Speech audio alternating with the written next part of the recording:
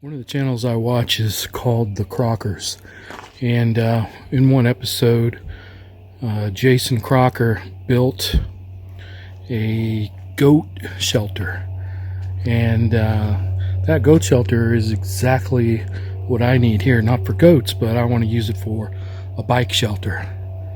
So I've got this spot right here where I'm going to build it, and that's this week's project. So let's get to it.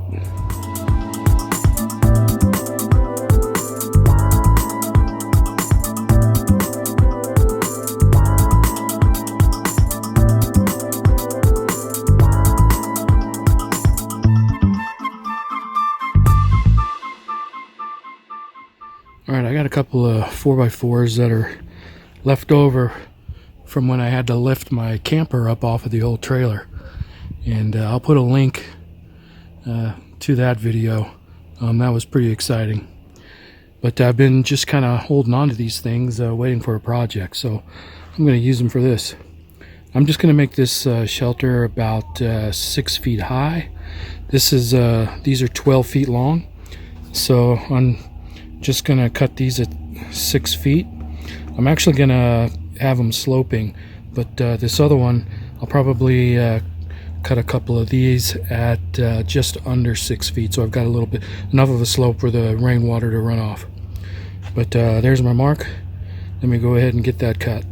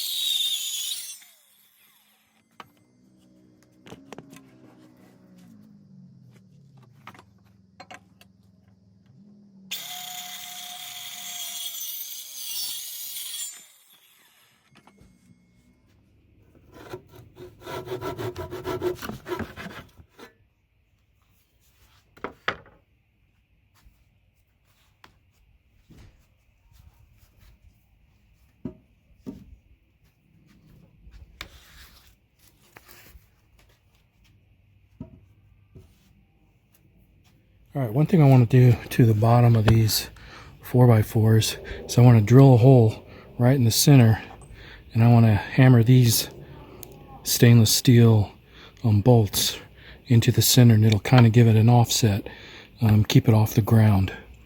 That way it'll help, I don't know, extend the life of it so it doesn't rot out as quickly. So I'm going to do that next. So one thing you want to do is you want to get a drill bit that is the right size for the bolt, and so that's what I've got here, and we'll use that one.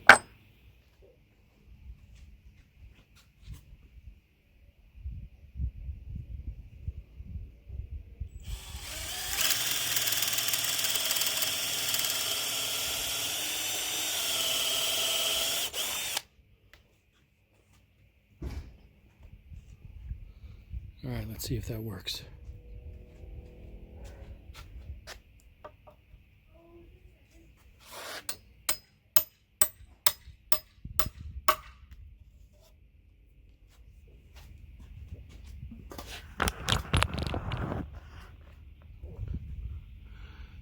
So we'll see if that works. So by using this square to help line up, when you're making your cut all the way around, it's going to line up perfectly. So just a little tip when you're using just a skill saw or something similar, to use one of these little squares to help you make a really nice straight cut.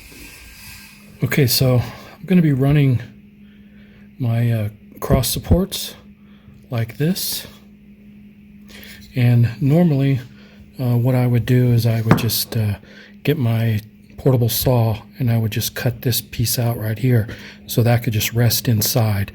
But because I'm going in two directions, that's really not an option. So what I'm going to do is I'm going to use pocket holes, and I've got my Craig jig here, so I'm going to get that set up. So there's a couple of ways that you need to set up your Craig jig. One is you want to set it so that when you close it, you know, it's nice, perfect, snug fit on your 2x4. But you also need to adjust it right here as well. Right now I've got this set for 3/4 inch lumber. So what you need to do is you loosen that, and then you pull this up until you get it in position. Let's see.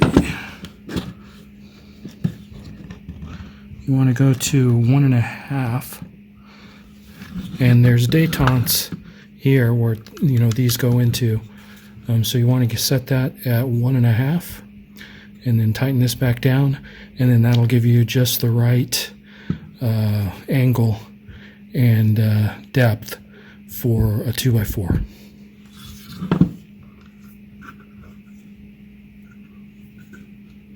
The next thing you want to do is you want to set the depth of your drill bit. And again, what you want to do is this needs to be at the 1.5 inch mark. And again, right now I've got it set to 3/4 inch stock. So I'm going to need to loosen this and move it back so that I'm sitting here instead. And the kit comes with an Allen wrench, so I'll just loosen that up. And move this back.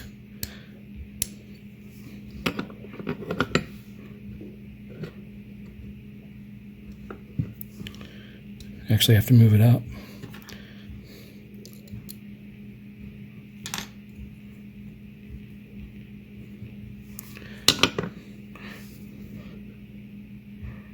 I'll go ahead and get that loose, and I'll set that. All right, got this sanded down with some sandpaper, but there's still just a tiny bit of roughness, and I'm actually going to use the handle of this breaker bar.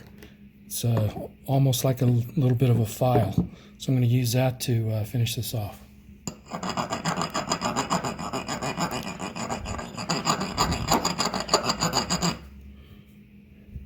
All right, that feels pretty good. Let me go, let's see if this is going to slide on now.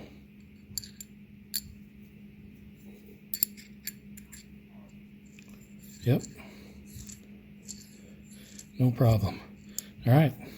Problem solved. All right, so what I want to do is get my tip right there on the 1.5 inch mark. That's actually good for 1.25 to 1.5. And then I'll tighten this down with my Allen wrench, and then my drill bit will be set.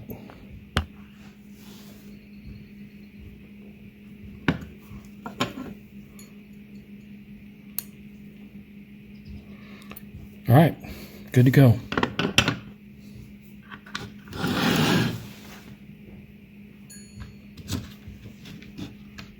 Normally you would have this standing up, and they'd be going up and down, and you know, drill down.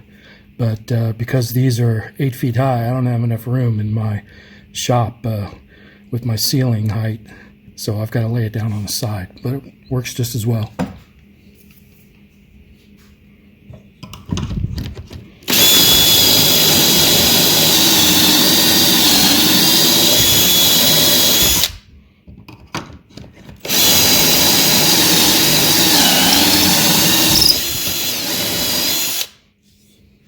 I've got a 2-inch spacer that I've got clamped. That way I can just have a quick and easy way to make these the same height. I don't want this bottom cross support touching the ground, so I'm going to raise it up 2 inches.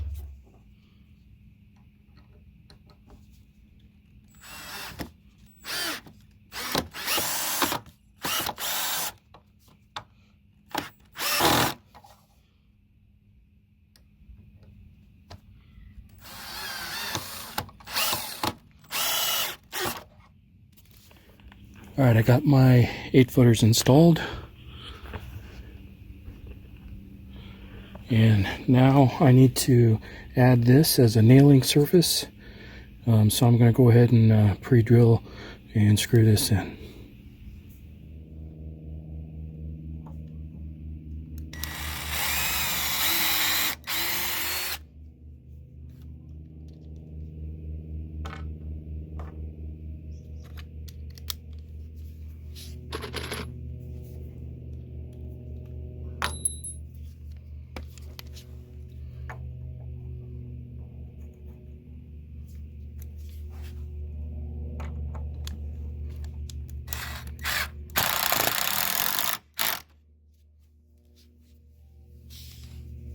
Alright, I need to put my my side and center nailing surfaces, and they need to be just a hair over 24 1/4. So that's what I've measured, and I'm going to go ahead and cut 3 of those.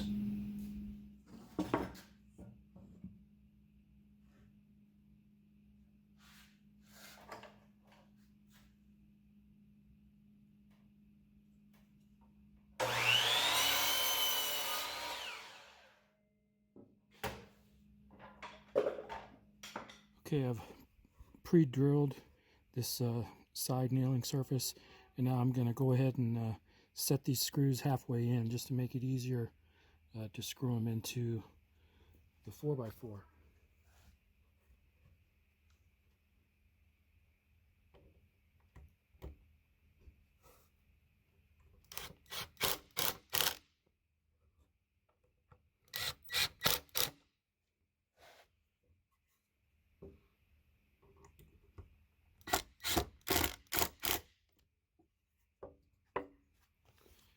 Alright, now let's take that and attach it to the 4x4.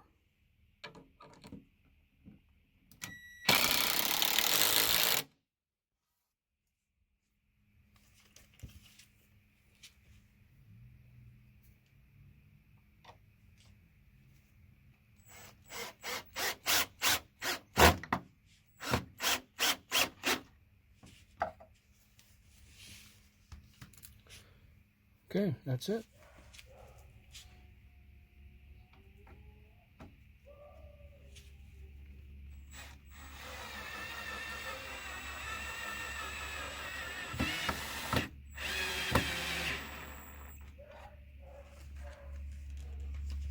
Alright, done with the center brace. So now let's attach the corrugated steel. Let's see if I can hold this and drive a screw at the same time.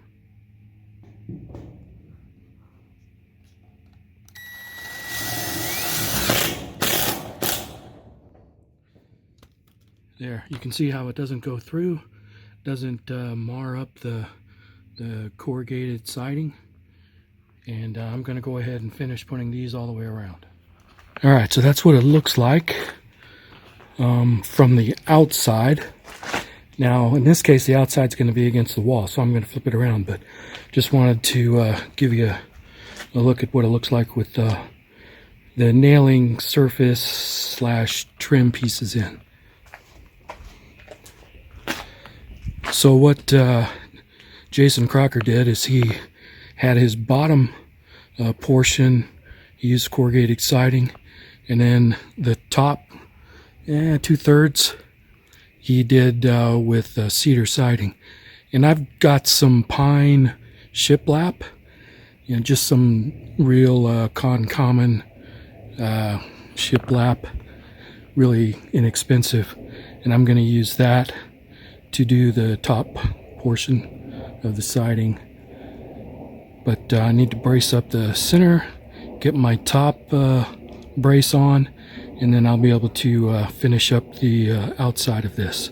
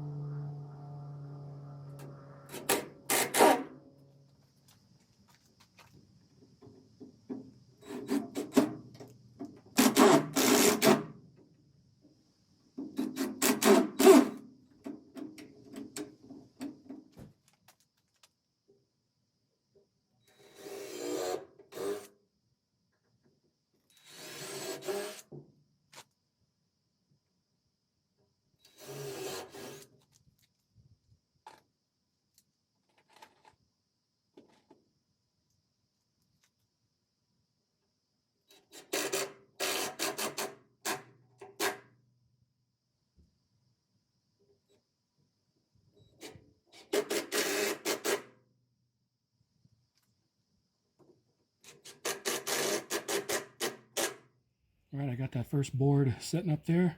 I'm gonna go ahead and nail it in.